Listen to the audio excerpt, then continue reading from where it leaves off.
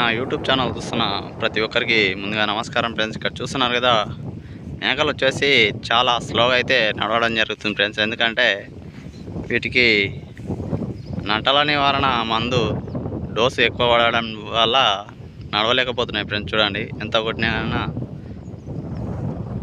మెల్లగా నడుస్తున్నాయి. వీడియో నచ్చితే లైక్ చేసి సబ్స్క్రైబ్ చేయండి.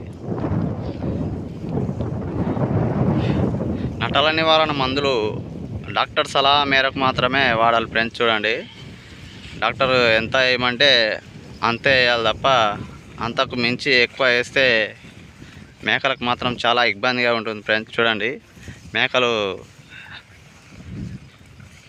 సరిగా నడవాలి మరియు మొత్తం గుంజుకపోయిన మేకలు అక్కడ చూస్తున్నారు కదా ఫ్రెండ్స్. మేకలు ఎక్కడివక్కడ ఈ విధంగా నీరసించి ఈ విధంగా ఎక్కడివక్కడ పండుకొని పోతున్నాయి. చూడండి, పండుకుంటున్నాయి.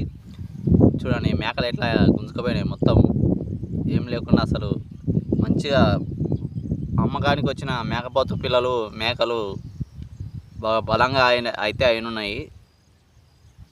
ఈ నటల నివారణ మందు కరెక్ట్ టైంలో వాడడం తెలియక తీసుకొచ్చి పోయడం అయితే జరిగింది డైరెక్టు. ఇది పశువుల డాక్టరు సలహా మేరకు పోస్తే బాగుండేది. ఆ పశువుల డాక్టర్ను సంప్రదించకుండా నటల నివారణ మందు అయితే వేయడం ద్వారా డోసు ఎక్కువ వేయడం జరిగింది.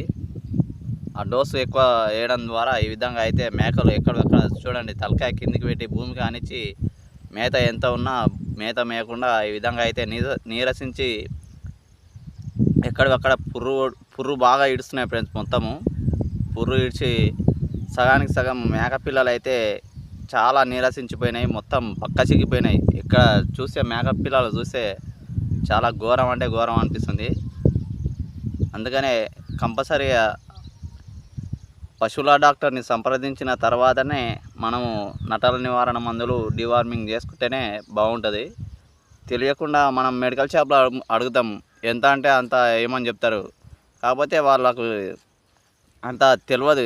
మెడికల్ షాప్లో ఉన్న వాళ్ళకు మనం కరెక్ట్గా వైద్యుని సంప్రదిస్తే అతడు ఎంత వేయమంటే అంత వేస్తేనే తప్ప మేకలు మాత్రం బాగుంటాయి.